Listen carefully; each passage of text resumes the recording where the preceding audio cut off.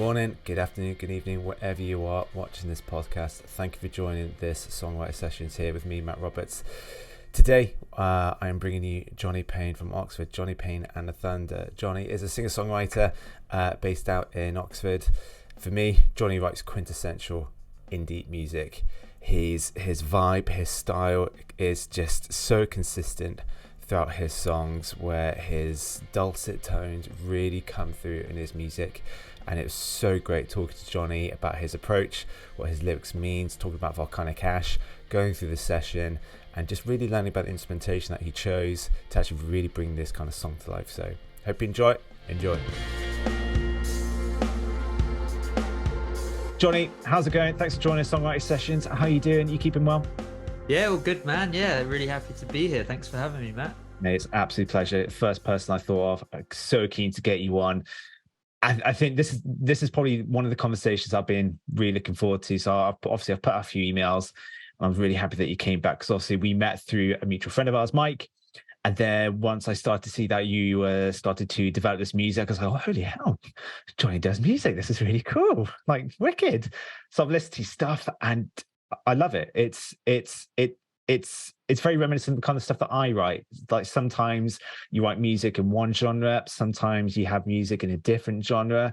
And I'm really excited to kind of delve into your background in everything today. So yeah, so excited for this, man. So why don't we just get to know you first of all? So tell me how you got into songwriting.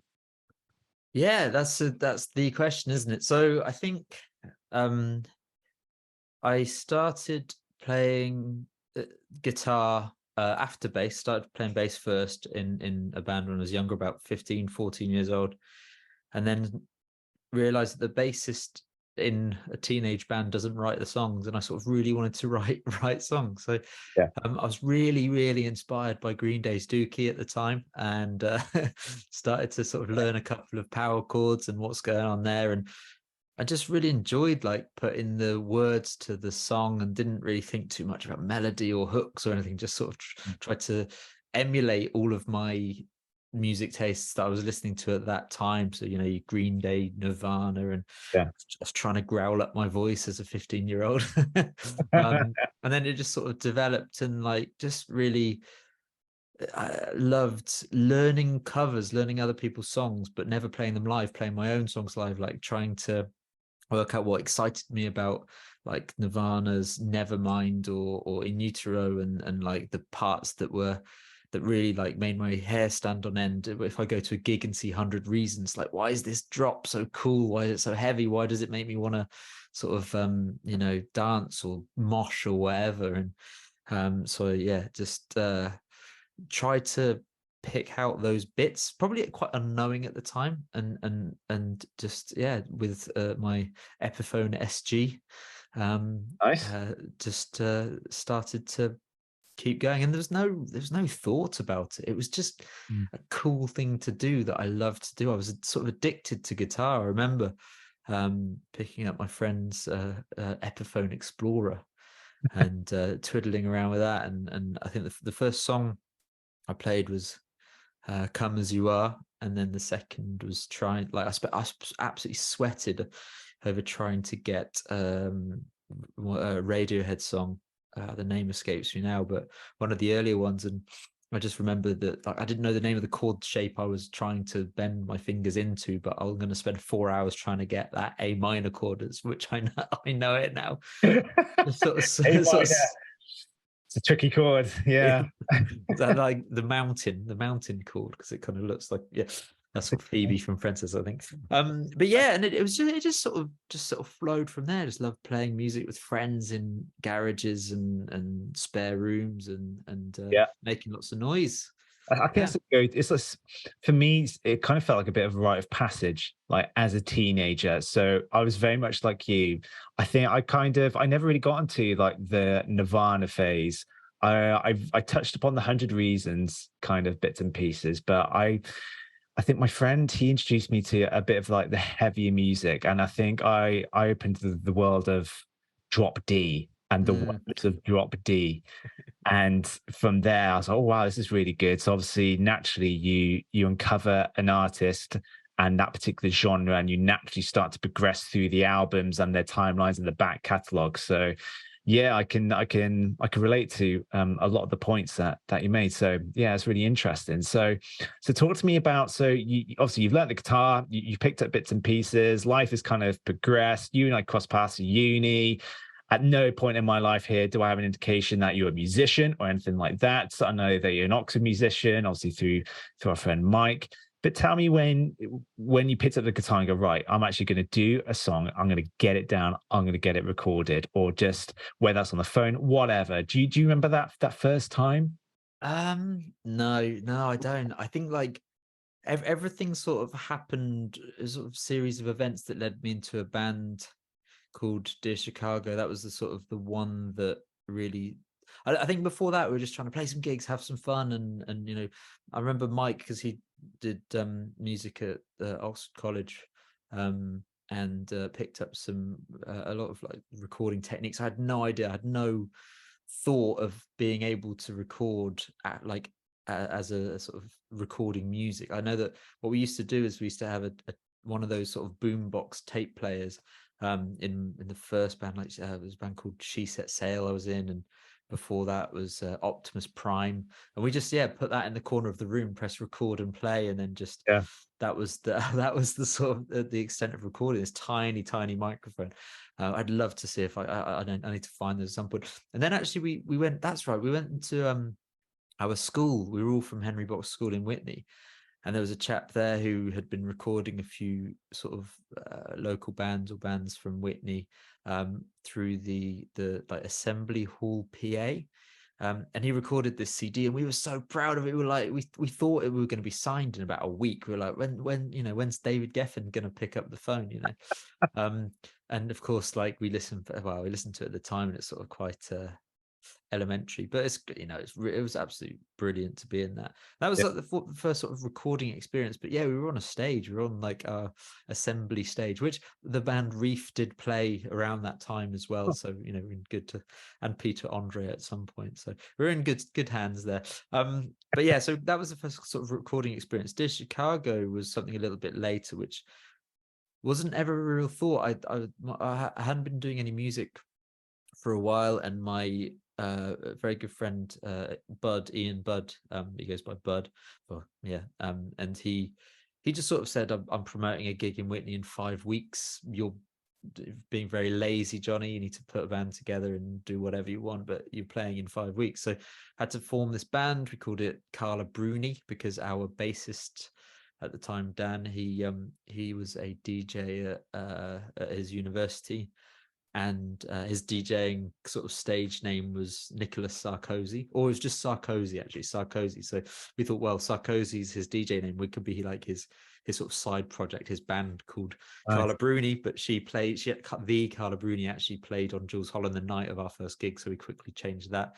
Went through a stage of possibly being called Waiting for Crumpets, but settled on Dear Chicago, and just sort of picked up some recording sessions with friends, a guy called Ben Lloyd, who it's Jimmy Evil, as he's known in Oxford, Jimmy Hetherington. We went into his studio with him, and we the band ourselves didn't know so much of what we were doing. Tristan, the drummer, really did. He studied music at university as well, and he's like a jazz saxophonist and stuff. So he had a bit more of an idea, well, way more of an idea. I had no idea. I was so nervous when I was singing. I just didn't know quite. It just felt like a performance. And I remember sort of Jimmy helping sort of with a lot of the like why are you why are you so like nervous? Isn't this what you sort of paid me to be here? So yeah, there's sort of like quite a lot of little recording experiences like that. But working with Ben was really cool as well. I think all these elements, these people are still friends to this day. Like there was an element of like the production ear on it was like, oh, here's a band that are like writing some songs, but have a way to go until the songs are elevated enough to sound great on record, and they just absolutely helped with that process for sure. I think that's one of the great journeys of like music production, and again, I can relate to so many points that you're kind of saying. So even though I studied music in uni, I still remember my first kind of session in some kind of music room. And they said, right, you need to recreate a song using MIDI. I was like, right, what's MIDI? Mike was like, yeah, no problem. Bam, bam, bam, bam, bam, bam, bam, bam. Created this masterpiece. I'm like, dude, how the hell did you do that? And I'm still trying to work out, like, okay, preferences, Google, what is MIDI? So it's all a big learning curve. And again, Mike, we've mentioned his name quite a lot already, and it's clear as day that he and obviously our musician friends are such a pivotal kind of point in our musical lives. And I learned so much about production through Mike. I have a microphone because he used one. I thought, well, if Mickey's using one, then that's going to be great on my vocals. And then as I've obviously got older, my vocal changes. And then I went to a Rode. And then I found out I wasn't getting most of it. And then I did more research, and now I'm on the Aston. And it's always a good stepping stone. So yeah, mate, I can relate on so many points. But in terms of your inspirations behind music, obviously on Spotify, you've got this inspiration playlist. And one thing that I start to notice, everybody in terms of what they like, what they listen to, varies. I could give you my access to my Spotify, and I can go from one extreme to the other. And one thing I find really interesting with yours, mate, is that it's consistent, and then it really shines through into your music. So when you actually do listen to music, what's the thing that makes you go, oh wow, who's this? That's an amazing question. So that's I love that you've found the playlist, because it's I sort of it's what I use a lot when I hear a song, and I'm like, and there's sort of like no boundaries of this playlist. It's sort of what really kind of makes me think, oh, that's interesting, an interesting part, an interesting sound or whatever. And that I just pop it in that playlist, made it public, and you're the first person that's ever sort of noticed it. So I really appreciate that. But I think it comes from everywhere. I think like the sort of way to find that I find inspiration from songs can be absolutely anything. Like I put out an Instagram post. I was going to Paris for a few days, and I said, like, here's a Spotify, access to my Spotify playlist. Send me all of, like, everyone add Remember that? I remember that. Yeah. French songs that you like, or Yeah, songs I that are remember about that. Paris. And I Yeah. was like, there's loads of stuff. Actually, Carla Bruni was on that, really great song. There's like loads of stuff that I'd never heard of. And, I think I love making a playlist for a holiday. So my partner's from Sardinia, and I've spent a bit more time over there. And I find that listening to the music there is going to be Italian radio. We don't get that over here. Mm. It's sort of quite pop orientated, but they've got their absolute megastars that are in Italy that are, exceptionally famous that we have no idea about, whether it's rock or pop. But they have a lot of music going on all the time. A lot of sort of not necessarily independent artists, but they've got music, like live music on TV pretty much every day of the week, which is astonishing. And it's, people playing the piano, or like sort of showing you the breakdown of a Beatles track, or a pop artist's new song. And I find that really, really cool. So I Shazam all the time. Okay. I think that's one of the best instruments or sort of apps on a phone. What pricks my ears really is just probably something a little bit different, something that moves you. I've always wanted to be moved by music, that bit that stops you dead in your tracks. Like there's a guy called David Ramirez, who I sort of, there's this EP, and I'd listen to his album a lot, which is absolutely brilliant, really, really fantastic, well produced, and the songwriting really shines through. But there's an EP that I hadn't sort of really wanted to listen to because I was stuck on the album, and I just thought I'd put it on. I was walking to work one day through Oxford when I was working in Oxford, and walked to work. And I remember just getting to this the climax of his vocals in this one particular part of a song. And it just stopped me. And I just sent it to like friends that I thought were like, you got to listen to this song, man. Like this is really just sort of taken that taking you out of yourself. Maybe it's probably because I'm jealous. It's probably because I'm like, I want to do that, I want to sound like that, I want to. Interesting point. I love how you just pinpoint that. I think a lot of people today critique other music, critique other kind of musicians because it stems from jealousy. Many time when I was in Cardiff, I don't think if I can't remember if we went to like the kind of classic gigs back then, like Kids in Glass Houses, Yeah, Blackout, all man. that kind of thing. And I remember standing at the back, and some of the guys were like, "Oh, this is rubbish. This is rubbish." I'm like, "What are you on about? Like, this is pinnacle Welsh music. There's Yeah. nothing rubbish about this." And I get your point yet again. Like, you hear instrumentation, you think, "Good God, that is immense. I wish I wrote that." Or there's one thing that I love at the second. It's so weird. I'm getting a bit into my Euro poppy, and it's transitioning across the UK. And I think it's because a lot of singer songwriters are now obviously merging with other kind of singer songwriters. And I'm absolutely infatuated with an artist called Dagny. And I'm fortunate enough to go and see her in a couple of months. And she has a song called Brightsider. I think I'm looking at a total 3 or 4 chords throughout the entire song. And it is one of the best sounding, produced, catchiest riffs. It was my summer song for last year. So I find the fact that you just said that, you stop there and you go, I love that. I'm jealous that he's done that. I can relate to that on so many levels, mate. It's insane. Yeah. And I think like that's the whole. It took me a long time to realize that I can take the inspiration from that. Like I used to think that you have to sort of stand in a room and create something brand new, and Yeah. that probably is going to sound quite crazy. But like to be able to go like, oh, I like the way that he's done that. Yeah. If I tried to emulate that, unless I chose the same chords and lyrics, if I go the feeling that he's done, maybe I could add that to a song I've already got and really uplift that song. And that's what I did. I took the way that he stopped it, I took the way he built it up. I Yeah. mean, you look at things like Frightened Rabbits, A Midnight Organ Fight, and yeah, the first song on that album, which I believe is Midnight Organ Fight.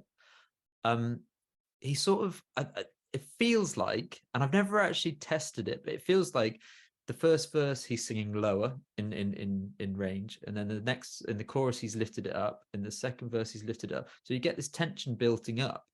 And I know that Frank Turner's done that. I'm sure he has as well. Yeah. And I mean, it starts with one of his songs that just goes, "Let's begin at the beginning," which is such a great start Yeah. to a song, really. But and it just sort of through that whole song, and I thought that's a really cool element. I see Modest Mouse who do like verse 1, verse 2, then first chorus, and I'm like, that's cool because that adds the tension and that adds the build, and that's I think that's probably the most inspirational part to me, which I left stupidly for a long time, for maybe like a few years of songwriting, to go like, just wanted to sort of write something a little bit more, and I'm not sure, a bit more sort of singer rock songwritery, and I was like, I sort of listened back to things like Sigur Rós or even like Daughter. I've been listening to Daughter today, the new Yeah. Yeah. record, and that there's tension and push and pull and dynamic, and I think that's the thing that really sort of inspires me. Even though like there's a lot of music that I don't think I've been able to get that point with energy from the start. I think there's some people that are really able to create tension and energy at the same time. Yeah. But maybe that's the next thing. I think whilst I've pretty much always stuck in major keys as well, and that's something I'm trying to break, because I just want to do something a bit more different to me. It doesn't have to, like, I'm not going to change the world of rock music, but like if I can go, oh, that's an interesting, I wonder if that's a different route to try something out on, and that's been a really big inspiration at the moment, especially sort of there's something that really clicked on the Radiohead song Reckoner. Okay. I don't know if do you know that song? I'm not too familiar with it. No. It's amazing, but I'd sort of never really, I'd heard it a lot. What do you think is like the change between hearing something like 50 times, and on the 51st time you're like, oh, that's it? That's a Do good you question. do you have that? Sometimes I think I tend to find it in production, and it depends on what I'm listening on. So it could be the fact that it's headphones, or it's whether I'm a Sonos speaker. I think I had it the other day, ironically enough, with a Dagny song. I'm like, whoa, I don't remember hearing that little synth, little like trinket. Like, have I never picked that up? And then on the 51st time, I'm like, holy hell, this is really interesting. Mm. And I think for me as a musician, I listen to somewhat mainstream artists and somewhat like undiscovered. I remember McFly. I'm going to go down this road. As I was a lad growing up, never got into them at all. And as I started writing more songs, and what songs I've written, God knows, about over 100 songs. And that's when I started really get into my production. And they made this hype about the Lost Songs kind of EP. I thought, oh, this sounds interesting. And I know for a fact that Danny Lee singer, he loves his production. He harps on about it.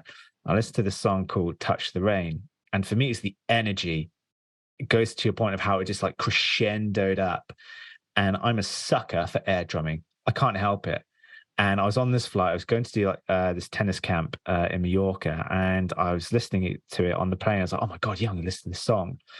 And I was hooked, and I could hear the intricacies, I could hear the production, I could hear the room mics from the drums, I could hear how they then spaced out the microphones to capture the stomping and the rain. It was just nuts. So for me, on the 51st edition or the rendition of that music, it tends to be the production, not Mm. the songwriting. It's that secret little element of whether it's like that rain kind of cane where you shake up and down and you got that cascade of all those like whatever balls they use or something. It's those little moments where I'm on my way into Oxford and I stop. I'm like, oh, whoa, oh my God, Yeah. how's he doing this? So yeah, that's a very, very interesting point. And I think on that as well, when I was listening to Volcanic Ash, there's it wasn't probably my 51st listen. It's probably like my second or third. I thought, these female vocals I'm hearing, like interesting. And I think this is one thing I'd love to get into today, because I know you've got Volcanic Ash that you're keen to kind of talk me through. And I'm hoping we get to that point. And it's been one of my questions, because going back again, it's like, well, perhaps I do use major chords. Perhaps I just need to use minor chords, or perhaps I just need to start off with the chorus. I got into a bit of a rut where I went, okay, verse, a little bit of a chorus, then verse, then boom, here's the chorus.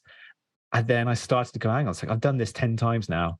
Like, it's ridiculous. So it'd be interesting to see if I can give you a challenge to see, well, in your next song, JP, push the boat, push the boundaries, challenge the status quo. It'd be interesting to see what you could do with that, mate. But yeah, like I said, you've got Volcanic Ash, absolutely amazing. I mean, I'm so keen to understand the female vocals, how it came about. My first impression is very bluesy. I wasn't expecting like you to be having like a bluesy song versus like Soda and Lime, two very different kind of tracks at the same time. So with Volcanic Ash, tell me day one, how did this come about? Day one. So I quit my last. Well, I quit a job, Okay, and went traveling around the States for three love it. months. Yeah, And I was staying with my friends, Darren and Annie. Darren, I went to school with, and his wife Annie, that you met in the US. They live in North Carolina, and I was this sort of comes into what you were saying before. I really like sort of two chord songs, and then like the vocal melody doing the heavy lifting. yeah, And I sort of was playing around and just found like a melody that fitted a very simple C to F. It was just C to F. okay, And I really love the Drive soundtrack, that nice, college yeah, college yeah track, which I think that's a really hard one to sort of try and follow too much, because it's so characteristic, sort of one song by itself. But I really loved that, so I wanted to introduce electronics. And I remember like writing this sort of verse and being really excited about it on Darren's guitar, because he lent me a guitar whilst I was there, with an Oxford United sticker on it, and many other stickers, but Oxford United being a main one. nice, And yeah, sort of just like the the lyrics were, I sort of had this like, the lyrics were based on, I knew I was going to write a song about it at some point, but a friend of mine, John, a very close friend of mine that I went to university with, I'm sure you met him actually, but he moved to Australia, and it was just sort of like the closest friend to me that's moved very, very far away, that sort of is a friendship, relationship altering sort of situation. Good to, you know, he wanted to go there and, you know, live the life in Australia, surf a lot with his wife and now children, but like it just, you know, it wasn't a selfish. I was like, good for him. I'm really happy for him that he's pursuing what he wants, but yeah, oh, I'm gonna miss him. Geez, like that's because you can't stay there for me. But so yeah, I sort of had these lyrics that were flying around. I thought, why don't I? Well, we did geology, we did environmental science together at Cardiff. So like, what if? Well, he did geology, but we were in a lot of lectures together. What if I make the lyrics about your friend moving away, but also like geological things like tectonic some plates moving references. and Nice. Okay. volcanic ash flying and pumice landing it. You know, it's that's where that element came from. But yeah, it started with acoustic guitar. I didn't like I created that. It starts with a electronic sort of arpeggiator part that I had as a flat arpeggio, like it's just like the Yeah. same thing, no scoop on it or anything, just the same thing rolling throughout. And I didn't know how in Logic to do that, and I knew it was going to be a placeholder. Actually, I didn't know it was going to be a placeholder. I thought it was great, and I thought this is going to stick. But I had that, and I just thought I loved the idea of that all the way through the song, a bit like Iggy Pop in I Want to Be Your Dog has a piano going do, do, do, do, like the same note all the way through the song, and it sounds great, and it's always sort of present as almost like a percussive element. But I thought of that with the arpeggiator, and so that's where that sort of started, was those two elements of acoustic guitar. Okay, this is not going to be acoustic guitar anymore, it's going to move on from that. But my first sort of foray into using electronic Yeah. sounds a bit more. But I just had the Logic file, and recorded and got some draft vocals down. The tempo stayed the same, so I sort of, when I came back, I got into a room with the band. So Ian Budd, that chap who made me form my band Dear Yeah. Chicago, or my friend's band Dear Chicago, he and our drummer Mark Franklin, who are sort of were for the very start the core of the Thunder. I'd written a bunch of songs, but I went in and into Bud's studio and we hashed out a few songs. But down the line somewhere, we got the drum part added to this Logic file that I had going. We got the drums added, sort of removed all. It's sort of a bit of a weird one because they're not electronic drums at all. I try and write songs whenever I have to program any drums to sort of get a feeling whilst demoing or recording before the drums have been added. I try and make them as bland as possible, so that, because I know Mark's like an amazing writer of drums, so I'm not going to step on his toes and try and fill in any gaps. If I can get the odd, you know, if it's sort of rhythmically something slightly different, but I'm going to keep it really simple and then take it to him. And actually, what I'm finding now is we've sort of been playing a chorus of a new song, and I'm finding that there's something that I'm trying to do is, once we've sort of got an idea of a chorus and a sort of melody, is making it really the melody of the vocals lock in with the drums. Because I found it in some other songs recently that I love it. I'm not so sure when it's not as locked in. Sometimes it can, you know, if it's sort of like them, it's like feels like a piece that sort of has more impact to me. So I'm trying to do that. So every time we rehearse, I go in and take this chorus and hopefully run through it for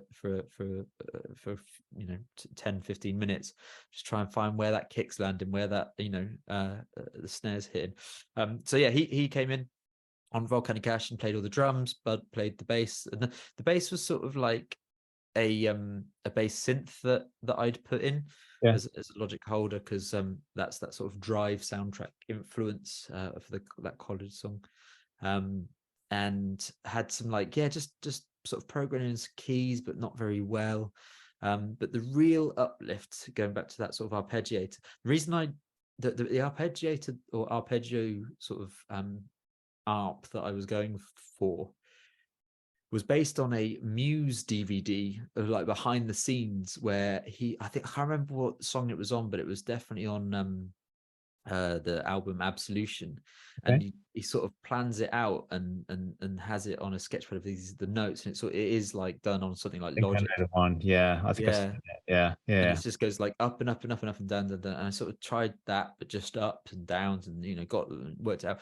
And then Thomas Greenhalgh, I went to his place in Wales, and he just was like, "Oh, we can do better than that." That arpeggiator, and he got on it and got the time signature all in, and sort of, yeah, just plugged in his, I think it was like a Prophet, Yeah, and did like the same notes, but something that I would never have thought of, and now I will. He scoops it all so that the treble comes out as that, yeah, yeah. like under my vocals, and then brings it in when I'm not singing and brings it out. So he sort of did all this, and he did it once, and I was like, "That's Like perfect." He's like, manual, "Not good so enough." so it's like a manual kind of automation, but obviously because it's an external instrument, he has to do it. I kind of see what you're saying. Yeah, that's it. So you have all of the terminology, because I didn't I didn't study music. I'm like the interpreter, but yeah, no, that yeah. So yeah, What do the you mean? manual automation. To me, then it sounds like you kind of start off with the instrumentation. You have a vague idea of the lyrics. You have for want of a better word, a general theme as to where you kind of want to take the music.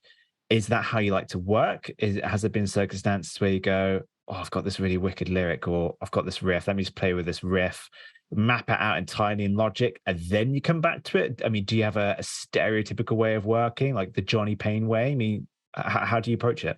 I've always been searching for that sort of standard, and like I don't have a way. There's no way, and I think the way is to try every way, Yeah, and which is the best one that comes out. Like, sort of allow yourself to receive the music at that time. And what I'm really learning is to be able to put it down and not worry about it. If like yeah, the chorus might come today, it might come in 30 seconds, it might come in 7 months. Like, the just not to sweat, not sorry, definitely sweat over it for sure, but not to put too much yeah, pressure on yourself, because that's not going to, for me, that doesn't force quality, or that doesn't force what I, it's that sort of, is there any idea of is there such thing as writer's block? And I think,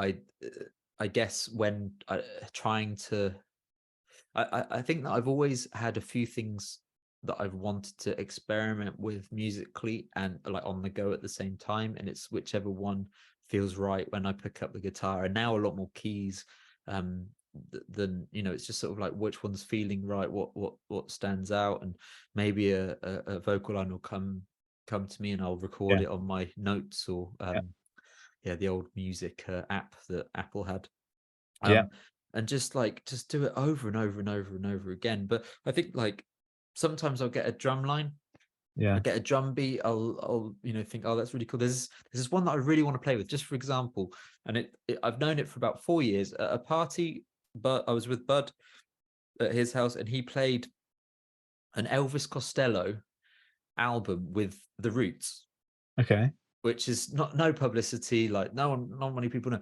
But man, Questlove on his style is, like, I love it. I absolutely love it. And I like, I don't have like that sort of drum line, that wide open sort of Yeah, break beaty thing. And I've always sort of been thinking about that. So what I would do is like get something like that up in a Logic format, do a real awful variant of that. If I can program in something like that, won't have the same amount of feel, and just see what sort of comes out. And probably won't, nothing will come out, but it'd be nice to sort of try that. So that's one thing. It's like hearing, oh, that's a cool way of the drums. Or sometimes, like, I heard a track a while ago, or a lot of tracks, by sort of it was a little bit more sort of funky, dancey band. The name's really escaped me, which is ridiculous because they were my biggest played band on Spotify last year.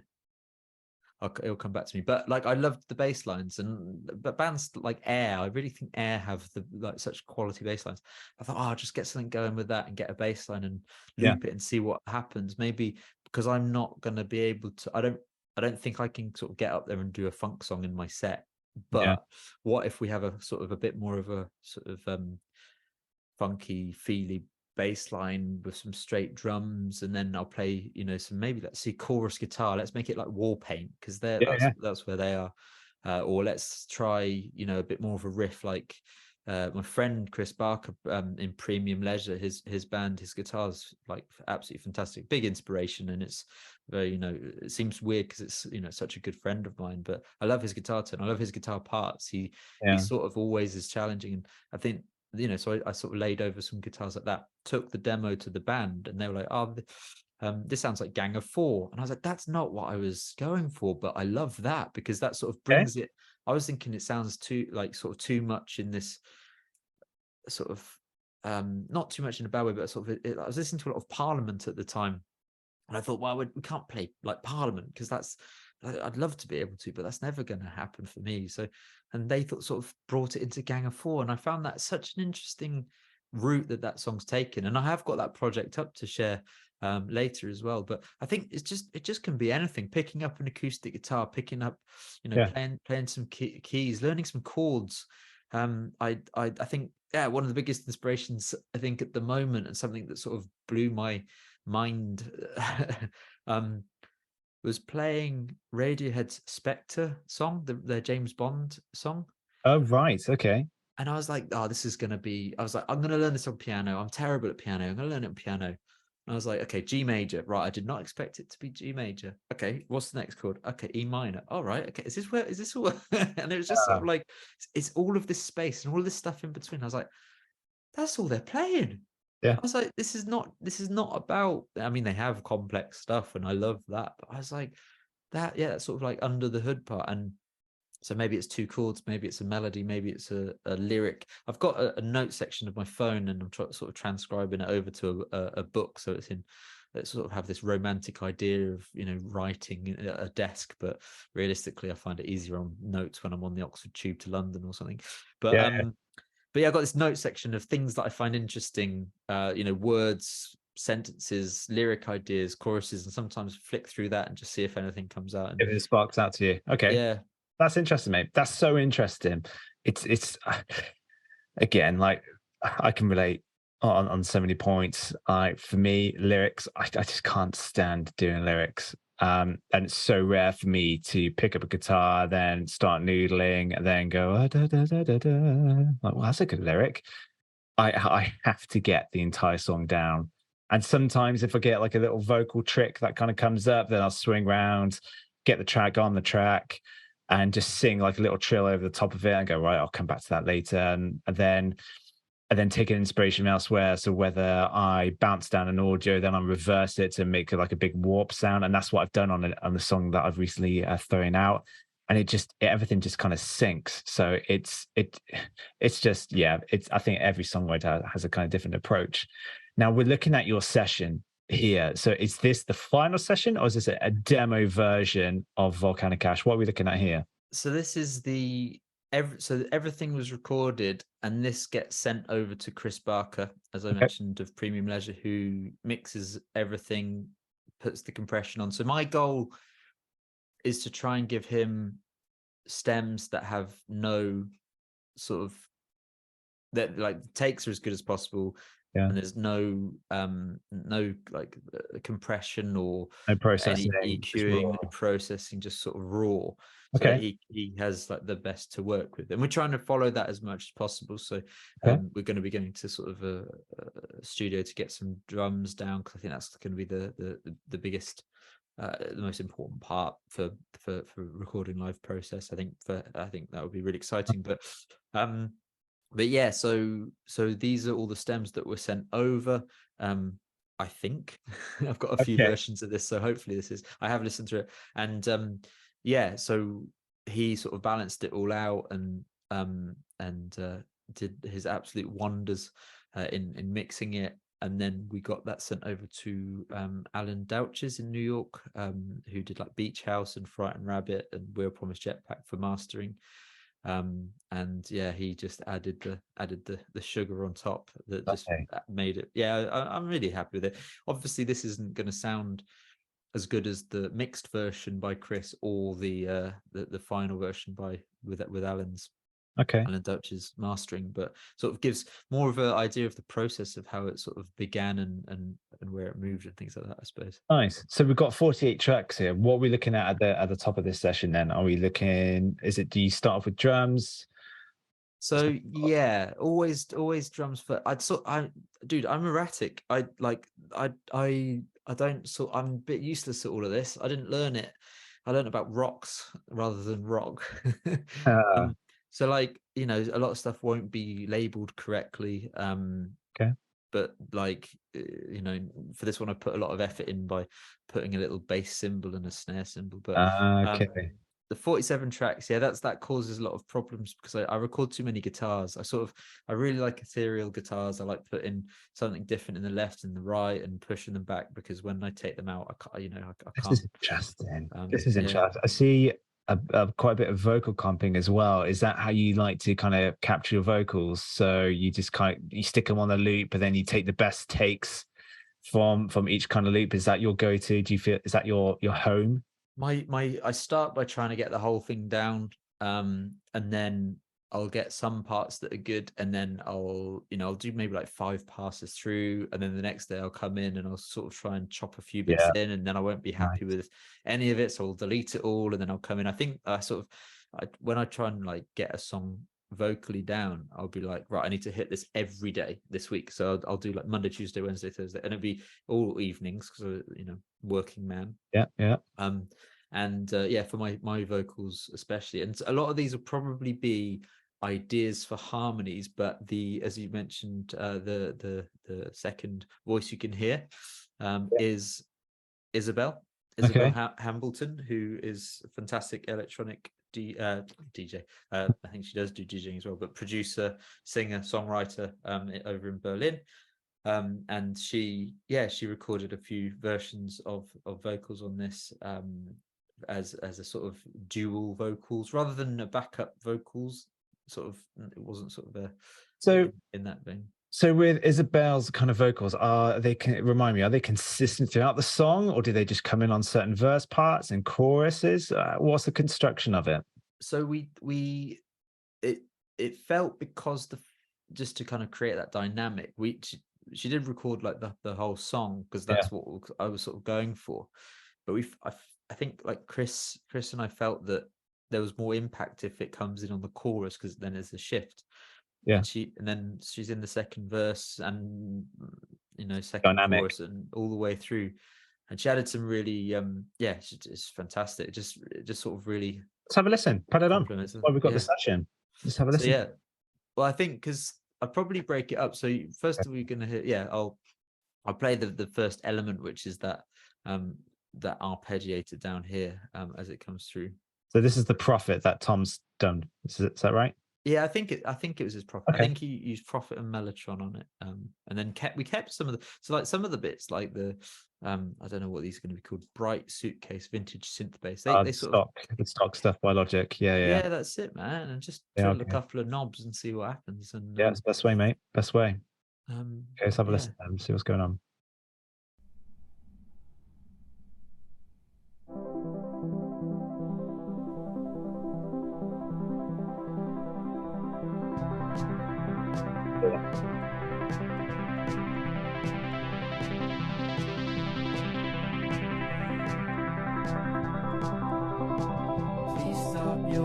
You can hear that my levels are sort of all over the place. It's very much sort of a rough mix, but the things that I think that really shine, you can hear Isabel's vocals straight from the off there.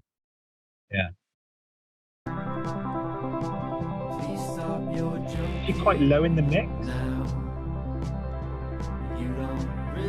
Yeah, because I really hate my voice. Until Chris has done his magic on it, and I think like I as I say, like, this is before, so if you listen to the final version, it's got a lot more effort, I suppose, because Chris has done it. But like, I sort of know how I want it to be heard. I know the elements are there, but the mixing thing, I think, is a whole journey in itself. So I definitely leave that over to Chris. So yeah. So I'm just looking at my notes here. I think I mentioned earlier that Volcanic Ash is quite bluesy, but in actually hindsight, I think Soda and Lime's the more bluesy one, and then this one's the more synthy one. Yeah. So did you have like an internal brief to kind of go, right, Volcanic Ash is for my friends, moved to Australia. I want some kind of some synthesizers behind this, because they're two very contrasting kind of genres. Yeah, I think like there was no. I sort of go song by song. They were released. Soda and Lime's quite hanger-on of older songs that perhaps is a bit more of an older style that we were sort of going into for a while, and Volcanic Ash is probably the one that is a bit more starkly electronic and different. And Yeah. there's probably a few more that will fill in the gaps a little bit of where that journey is. But I felt like Soda and Lime, I really enjoy it. I like playing it live, and I wanted to make sure that one is solidified as a release. So that's why they're probably quite different. But we're just sort of like hanging by the seat, flying by the seat of our pants at the moment, and just what's the next release? I don't know. Well, we've got this one. It's not quite that. We've got 5 tracks recorded at the moment, and we're putting them out in a way to sort of try and progress. But so when you come to Volcanic Ash, is this slot into your set list as well? Do you play this one live? We do, yeah. We play this Okay. sometimes first, sometimes second, depending on the sort of gig it is. So how do you find it translates in terms of like studio versus live? Because sometimes when I've gone to rehearsal spaces and I've managed to get like a band together to try and like spin up my own kind of project, there's elements I thought, oh wow, this sounds really thin. Like, and I know in my session in this room, it sounds so thick and there's dynamics, there's textures.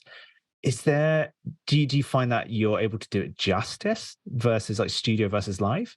I think so. You'd have to ask any member of the audience, but yeah, I think so. I think so because we haven't got keys live and we don't play to track. So This is why I asked, because sorry, dear. I was just gonna say, because this is why I asked the question, because obviously Prophet, like, it's an incredible synth.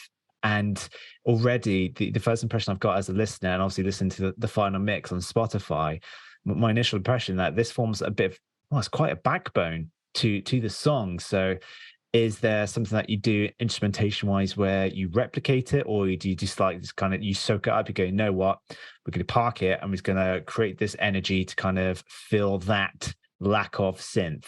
What's your kind of approach when you kind of do it live?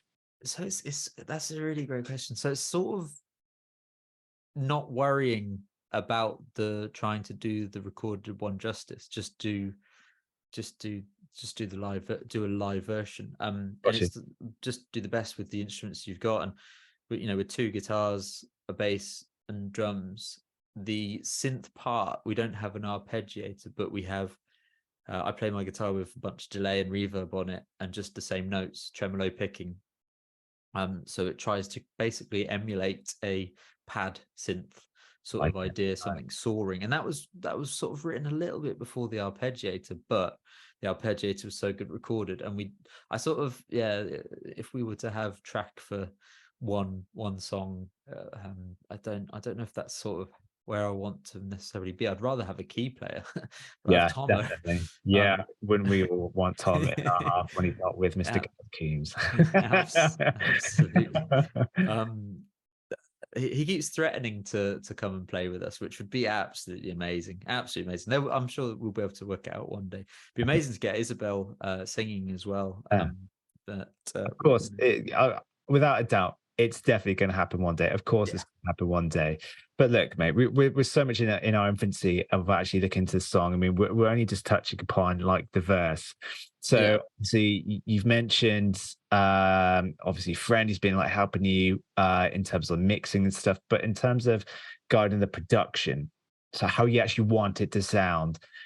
And I've seen your social media, you got your jazz master. I've always wanted a jazz master to join the rack here, and I've never been able to pull the trigger because I'm obsessed with Telecasters, which is really frustrating. But when it actually comes to the production, to me, there's clearly a thought process that you have here. I mean, you've got Isabel's tracks. It's not Yeah. just one track. How many tracks do we have here? Like 6 variations? I'll say it's could be more than 6, maybe 10. Yeah, so I think we had about yeah, it looks like 6. It counts to 6, but I believe one, It's going to two, be three, more. four, Yeah. 5, 6, 7, 8, 9, 10, 10. Okay. So Um, to me, as a songwriter, you've got 10 tracks of Isabel singing here. To me, again, it looks like they're all kind of active. You've got a clear direction in terms of how you want this song to sound. So who's having that discussion? Are you leading the direction, or is your friend kind of leading the direction? Go, actually, you know what, Johnny, I think we should go down this road. I mean, tell me how that discussion goes. so in terms of the things like Isabel's harmonies, like I think there's sort of 10, there's sort of like, there's basically like 2 main versions of the Yeah, vocals all the way through, and then there's some doubling up of some woes at the end. So yeah. it's not quite as much as it perhaps seems, but Okay, okay. in terms of the decision, so um like I think Chris likes to me to send him, instead of sort of going to send him too much, it's better to decide and send it to him. Yeah. And I'll run it past him, you know, we'll spend time looking through it. But when it gets to sending the mixing, the stems for him to mix, all the decisions will have been made. And I'll sort of like rinse out some SoundCloud links and, you know, private SoundCloud links and send them Yeah, around yeah. and see what people's takes are and where it's working and what people think of different bits. But ultimately, I think the best thing is just giving it a bit of time and a bit of breath or sort of a bit of space to breathe. And So would it be fair to say that you're more of a natural progressor in terms of how the song comes to fruition then? Like yeah, you like yeah, to take scope from different people. That's interesting to hear. yeah. No, absolutely. I think like I love to be able. I think I don't know if it's like, you know, the incessant self doubt that I'm sure a lot of people have, but I certainly do have it. And it's just like sort of 90% self doubt and 10% sort of gratification of people that go, yeah, no, it's all right. You should I just take it. no, I think it's a way of working, because for us as solo musicians, we have to wear the hat of every kind of band member. We have to wear the hat of a vocalist. We have to wear the hat of a bass player, of a guitarist, of a drummer. You've already mentioned the fact that you listen to a records and you are so inspired by those drums, but you don't have, well, you're not a drummer. Like Yeah, you're more trained, for want of a better word, as a musician, but a guitarist. So we have to wear these many hats. So yeah, I think sense checking is that way of working. And before I met Freya, my other half, I did a lot of my sense checking to my friend Tom over in Cardiff, and sometimes Mike and I would jump on a Zoom call, and he's like, "What, you wrote that song in a day?" He's like, "What do you think about that?" And Mike, because I think that bit will sound really good if you side chain it. And I did. And I was like, it completely elevated the song. So I think what you do, everybody kind of does. So I think that absolutely is absolutely spot on to me. So it's obviously, we've got lots of sessions here, lots of kind of stems by Isabel, by the looks of it as well, probably not utilizing every single one. That completely makes sense. But talk to me more about the song. So what about instrumentation? Like, is there some fundamental stuff? We've already touched upon the fact that we've got a bit of arpeggiation happening, but in terms of bass, is that something that you're laying down yourself? no, I sort of some lay down some guide bass sometimes, but Okay. Bud, the bassist, I'll lay it down in demos. But I think like Bud's such a fantastic bassist and Mark's a fantastic drummer that in terms of those core instruments, I Yeah. want them to enjoy it. You know, I want them to bring what they feel the song can be pushed or pulled into, and I'm sort of the older I get, the more I um insistent that there is their own spin because it will create it. But sometimes I think like Bud's a really fantastic bassist. You know, he's the bassist that will plug in and start popping and slapping and, you know, doing everything around, like, you know, dusting off the top end and things like that. But Yeah. realistically, in this song, I'd written it with a bass synth that is just one note for the whole verse, just Play it. Let's listen. And just to the let's just see if I can find so I believe vintage synth bass, that sounds about right, isn't it? So if we solo that out, so we had this as the sort of the bass line. There should be another one somewhere. Oh, there's one in the chorus as well. Well, that is just I see.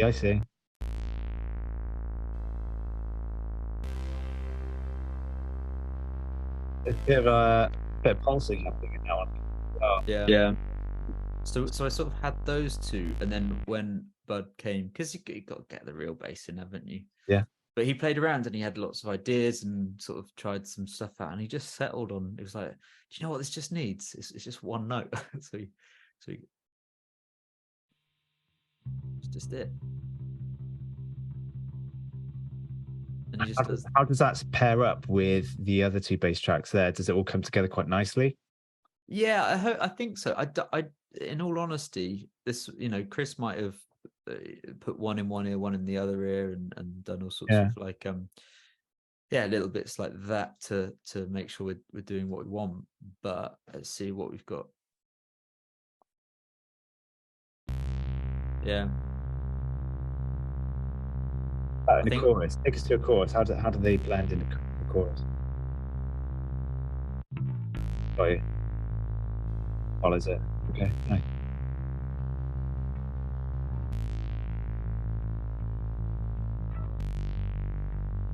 So I think that synth bass that's got that like the open envelope at the start of the note.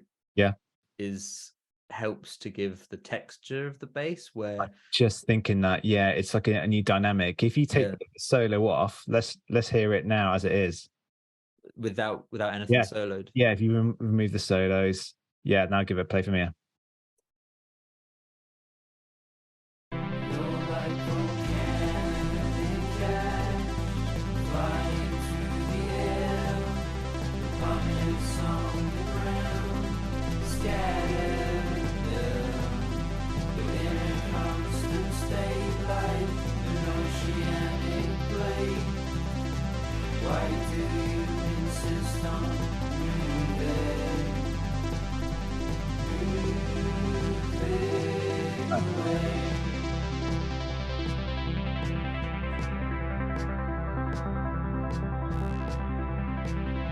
And I have to go to my favorite guitar part of the whole song.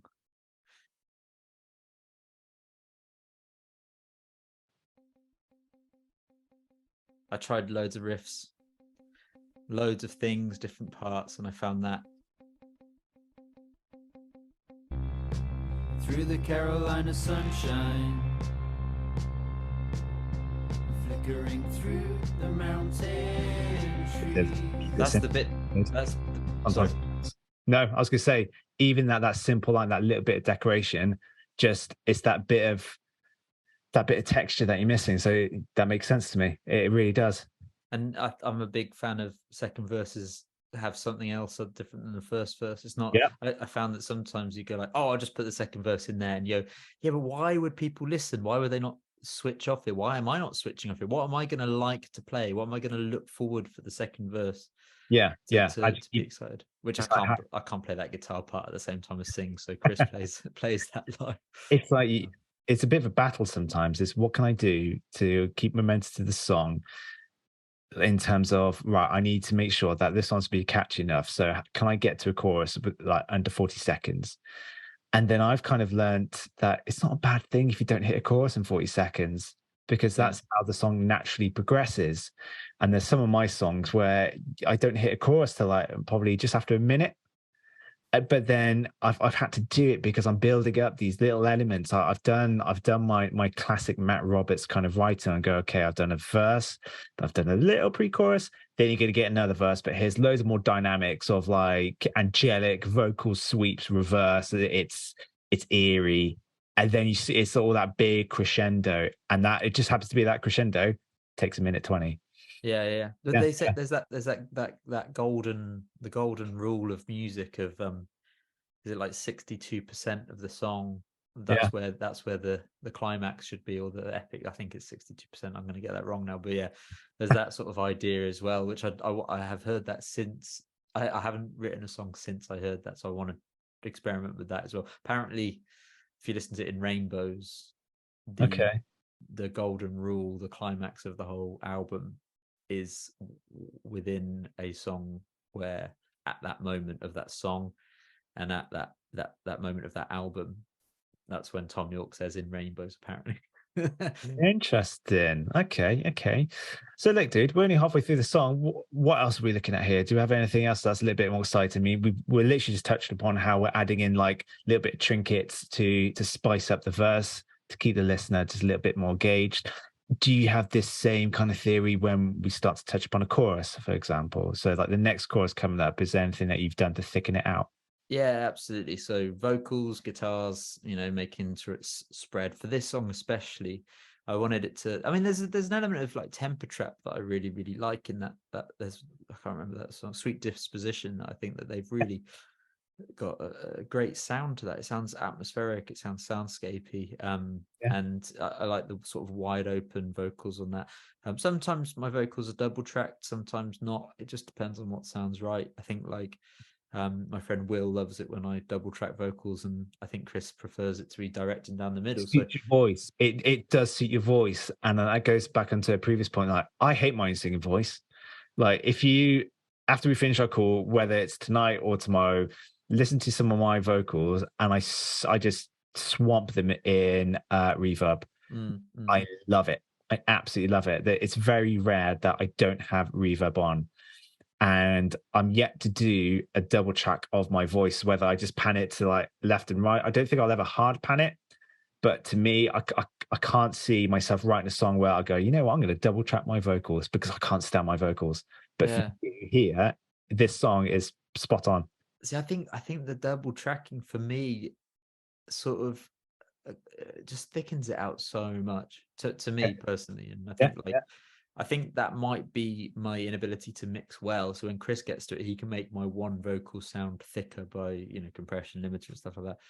I don't know the way around that to do that. So I'll just double track it and try and get it as good as possible. But yeah, if we go up to the second. Yeah, let's have a listen. So we do.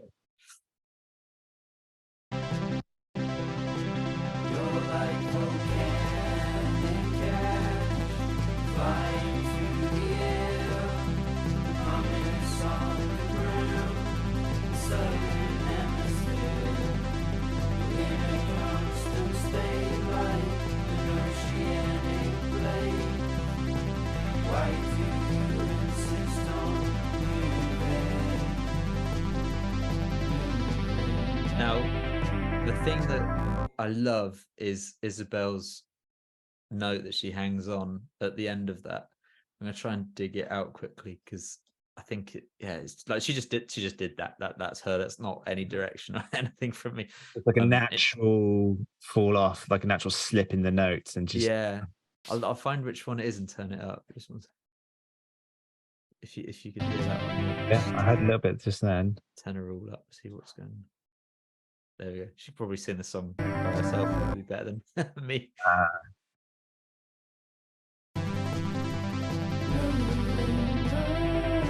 Just love that. I think it's slides into the next. So that's her adding her her talent. So appreciating that this is demo, have you, because you just made this point, have you made sure that Chris really pumps it up in the mix into the live version? Because I haven't picked up on that. So is that something that you've pointed out to do?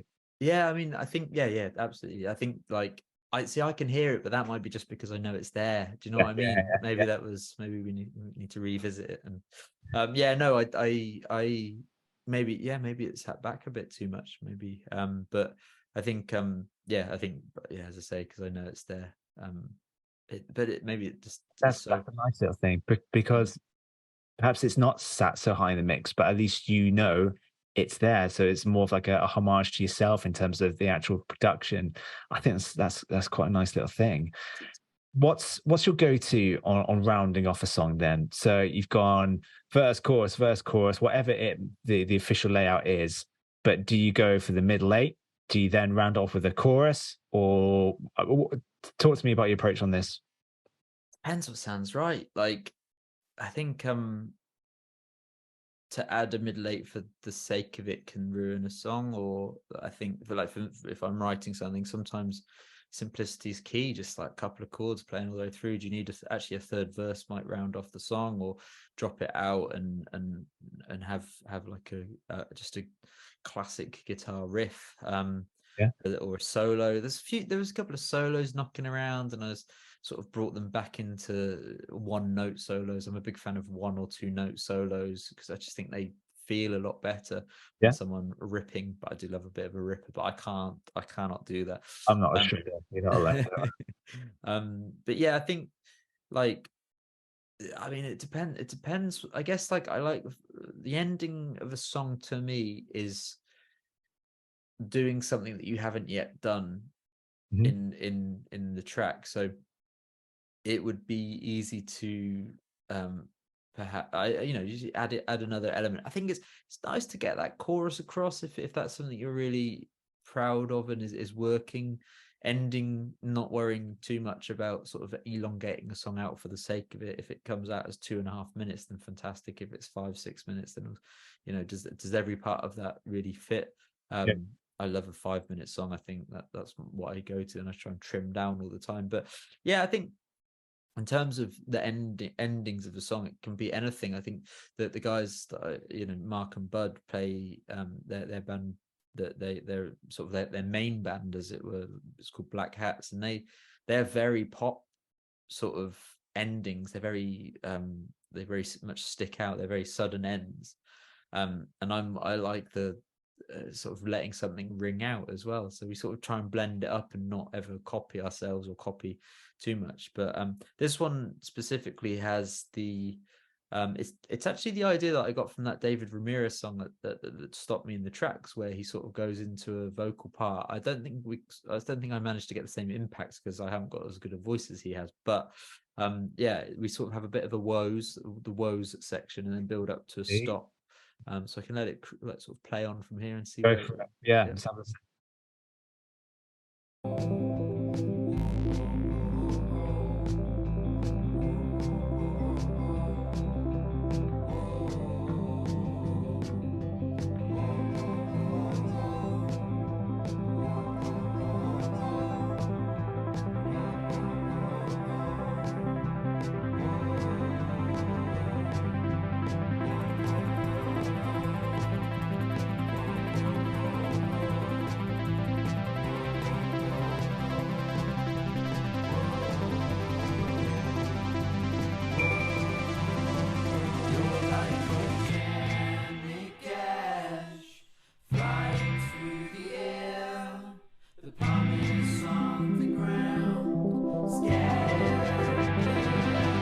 There's a lot of sort of going on in terms of in the mix. I think Chris did a lot of... you've got some interesting dynamics here. I might slowly kill you here. Let's have a listen to those Woe Nows soloed. Oh man, that will kill me. Mate, I don't even know if these made the actual track. Doesn't matter. I just need to hear that raw file. Let's have a listen.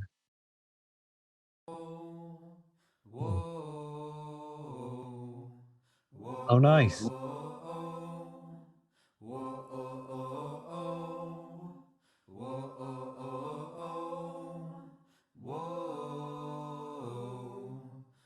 I like that.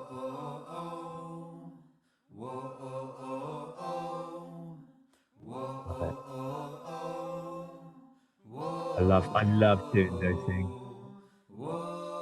So that wicked. Mark, the drummer, is a fantastic singer. He's such an asset to... I really feel lucky to play with him. But and Bud, of course, well, he's fantastic at singing. Mark sings these high parts, and I've sort of emulated it here, which he filled in. But he sort of did this high one. I haven't done it justice here. So the one that I'm going to play didn't make the track because I sound like I'm sort of someone stood on the tail of a cat. But there's this one, that one.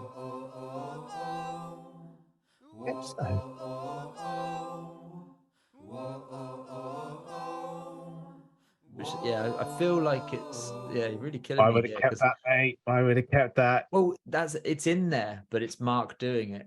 As far No, yeah, but I like your vocals on it though. It's you. Like sometimes that rough and ready vocal take can be the one.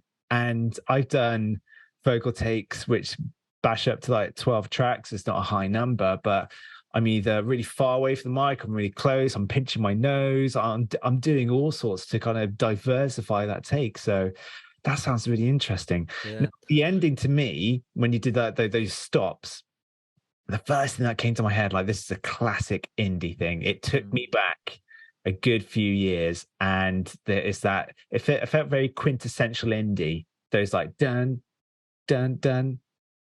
yeah. So is that after this bit? Yeah, See how bad it sounds.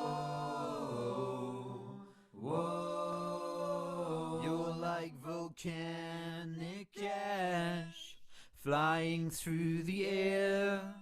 The pumice on the ground scattered there. yeah. You're in a So like constant fully state in. like you're like volcanic ash flying through the air. The pumice on the ground scattered there. So this bit here, live, Mark and Bud add the woes back in. So they go whoa again, like from This is a good song live as well, though, because you got that start again. You're changing you're not changing the layout, but it's a new element to the song, and you're really epitomizing, you're really highlighting the chorus, which is what people are going to take away, whether it's the first set in your song or the last set. It's one of those things that's going to stick in your head. yeah. That well, hopefully, yeah, That's hopefully. the plan. I mean, yeah, Works. Then I think possibly my favorite bit of the song, having a glockenspiel solo towards the end.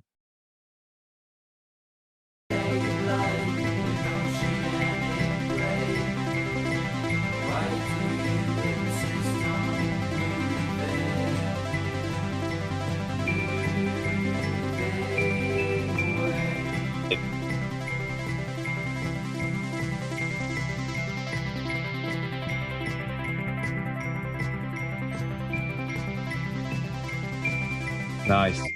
Who did that? Did you record the Glock on the end? Yeah, that's my Glock skills. Okay. Yeah, I think the glockenspiel is it's a toolkit instrument. I Yeah. think like it's rare that I'll put something in. The simpler the better, but it goes really, really well with fuzz guitar.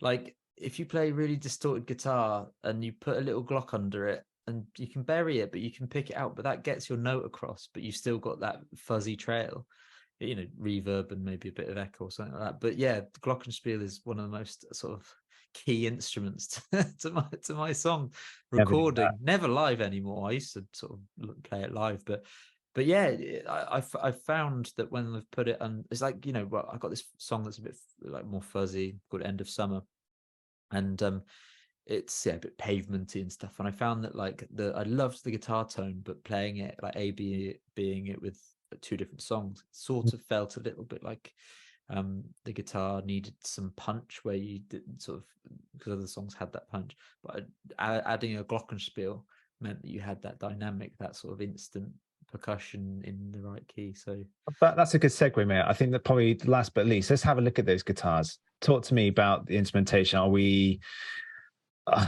there's the joys of technology these days. What's your approach? Are we DIing? Are we Kemper? Are we amp?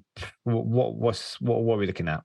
So yeah, it's a great question. So these have been DI'd as well, but we didn't end up using any of the DIs. Okay. The reason why I DI'd was because I wanted to have the guitar track that I wanted, but we sort of made an error a while ago where I recorded some guitars, had too much delay. The take was good, but the sound wasn't right. We wanted to remove a bit of the delay and we couldn't. So we thought, well, if I sort of record every guitar part with a DI, but now I've sort of changed it into just like not being so lazy, making sure I get the right sound of the delay or the whatever in the instance. But yeah, generally it's not sort of a decision I really make. I'm gonna mute these guitars. Yeah, because you can see that's the DI here of this one up here. Yeah, big chords. nice. So I think for this song it was a very different one, because like I want to sort of not just I'm a guitarist, I play the guitar all the time, because we had those, like the backbone of the song, as you mentioned before, is that synth part, that Prophet, and so guitars didn't feel like it felt like they could sort of take up the same frequency. So I didn't want to like add too much in the same bit for the sake of it. Oh, I'm a guitarist, I'm playing a guitar song, let's put guitars in, I play guitars live. So we sort of took out the part that I play live, which is essentially a delayed padded part that the synth's taking care of that frequency. Yeah. So I first got this sort of like, I was really happy with the sound of this. It's delayed guitar, just getting those notes, bit like the sort of the ethos to the glockenspiel part, to really pick out some of those ones. But yeah, if I just kind of get through in this, hopefully it sounds all right.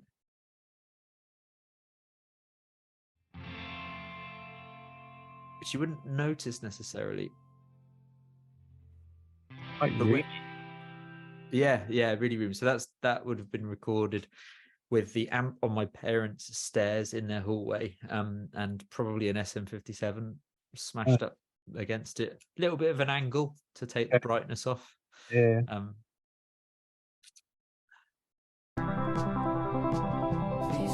You can really hear it in that left ear. I don't know. It's so well mixed. Like it's just like, again, it's another texture. Like it's not overpowering the song. It's so synth focused, and it's quite glassy. Yeah, and I just epitomized it perfectly. It's a different level of frequency, which is so needed, and it's good. Just gives it that little bit more. I'm wondering if we've got any glittery guitars. We've got guitar verse here. Let's see what that's doing. See if that made the cut. Yeah, there you go. That's what I play live. Are you picking here, or is it fast tremolo?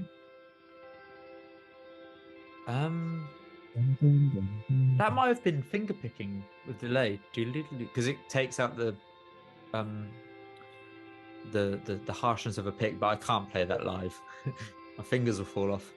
So yeah, live it's just a guitar pick. But also, like, I changed the pedal settings to get that sound. I wish I sounded like this live, to be honest. To buy more delay pedals. That's the way, mate. I love mine. So that's that one, and there's a second chorus one coming up here, which sounds like it looks like it's doing something.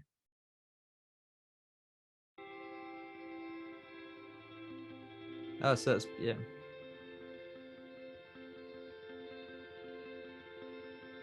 Note thing you like again.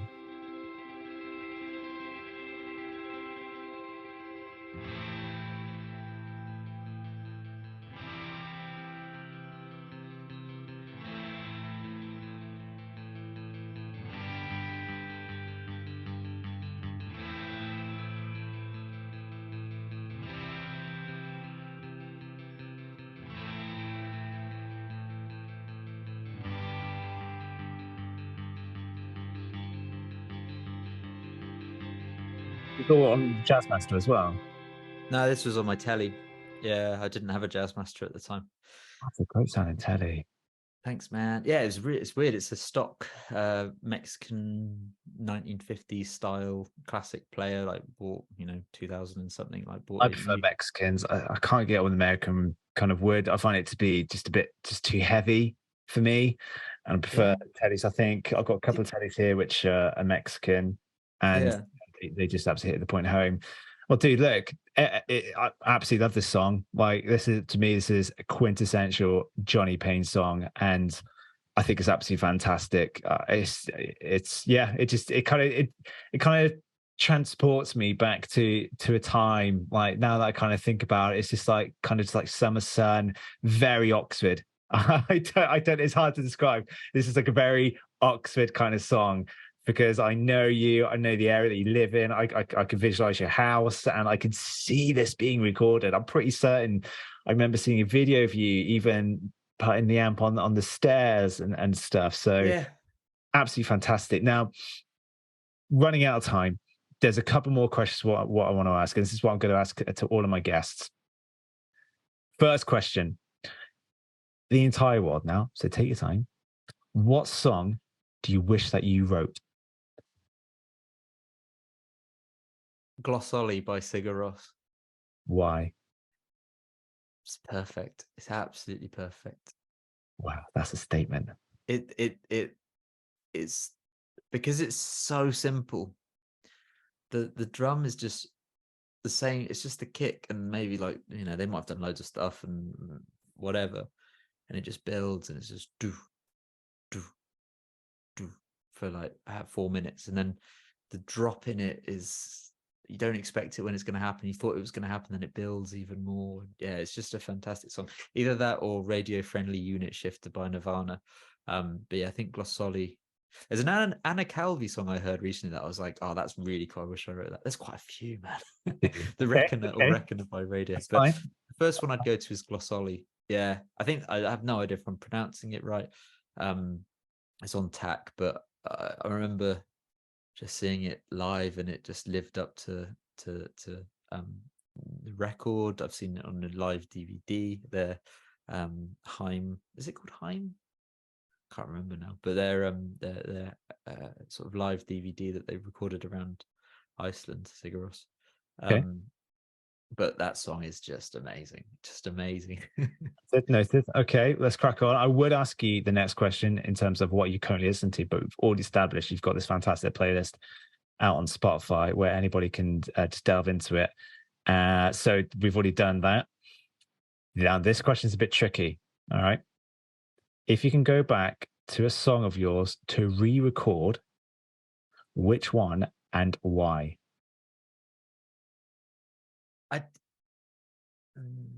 So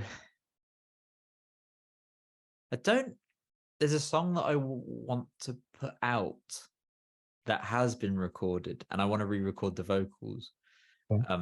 But everything else is fine. It's a song that we did in the whole band Dear Chicago, and we recorded it at the time we were with Nick Morbuff in Evolution Studios in Oxford, which is a fantastic studio, really, really great. And we recorded this version, and I wasn't ever. I'm not really happy with the vocals on it, and I could do it again. But we're talking like it's like 10 years old. But the drummer, myself, and the bassist, myself, Tristan, and Dan,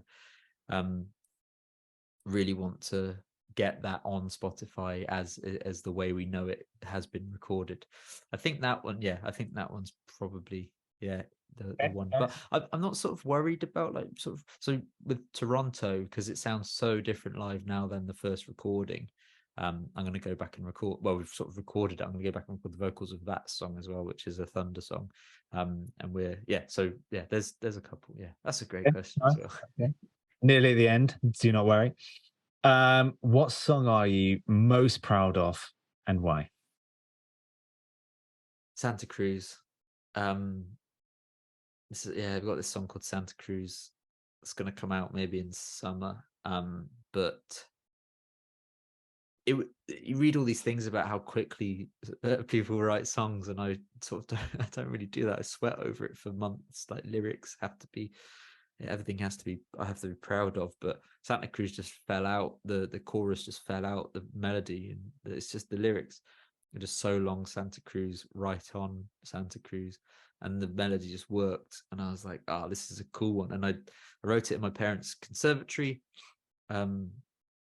And then I sort of ran round to my friend Will's house. I think like both of us have sort of done that to each other's houses in Carterton a few times, and just someone, I've got this song, I really need to play it to you.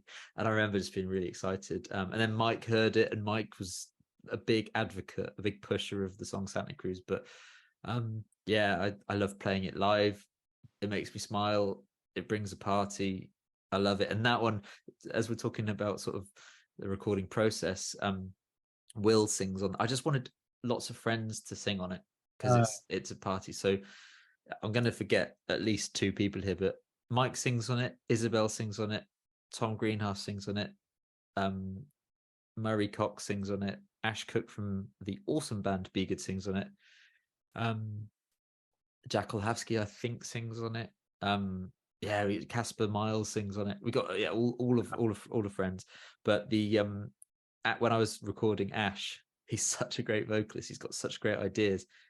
He was like, man, it sounds like a party, but where is the party in it? So he was like, just give me a second. And he went downstairs. We were recording at his house, and he went downstairs and he got a wine glass, and he started tapping it in the middle eight in the solo. And then he sort of started like trying to make party noise, and we kept this on the loop, and we sort of get, you know, that bit in that there's a Weezer song where they're sort of like talking at a party. Yeah. So he sort of does that, and we buried it a bit, and there's a moment where it goes like, right on, oh yeah, stuff like that, from sort of influenced by Sonic Youth, and one of their songs on Goo where they do that quite a lot. And yeah, that song I'm really proud of, and I feel like it's sort of done. I'm just like, that's done. I listened to it and I'm like, that's probably the song I'm most proud of. There's a song called Frozen Globe Freezing Teeth, which I'm really, really proud of as well. But I think Santa Cruz, a lot of fun. Yeah. Last but least, tell me what's in the pipeline. What's coming up for you? Oh, what's in the pipeline? So we've recorded 5 songs. We've got 5 songs, those 5 songs mixed and mastered, and they're ready to go. We've released 2 of them, Volcanic Ash and Soda and Lime. So the next 3 to come will be coming out. We've got T-shirt Suntan, which will be coming out in the next probably few weeks. We're focusing on releasing some music. Would love to play some festivals, hopefully get some bookings in for that. For the summer, and then we'll probably do a headline Oxford gig in about November, December. It feels right. We've just done one at the Bullingdon recently, so we'd love to do that. Want to sort of just we've sort of spent a bit of time not gigging, but purposefully to get the songs recorded. So we want to get back on to playing live, because it's so much fun. We played a festival in High Wycombe last night, and this is a lot of fun. I think like after lockdown and after all that was gone through over the last few years, to get I sort of the nerves have dissipated, and I get up on stage and think like, you know, what privilege it is to share these little stories about my life. It is nice, dude. Well, Jonny, thank you so much for sitting down, talking to me the wonders of music and everything in terms of your approach and everything to bring it alive. Thank you so much. Looking forward to everything that you could be throwing at us this year. So thanks, mate. Really appreciate it. Thank you ever so much, Matt. Speak to you soon.